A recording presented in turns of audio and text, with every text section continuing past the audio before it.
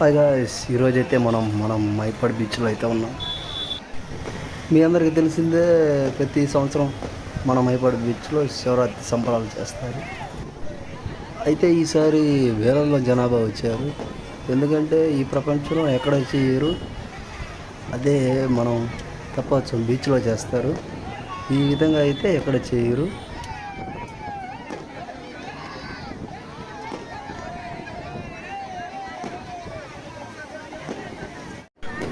మనకైతే మైపాడు బీచ్లో షాప్ కూడా ఉంది ఫ్రెండ్స్.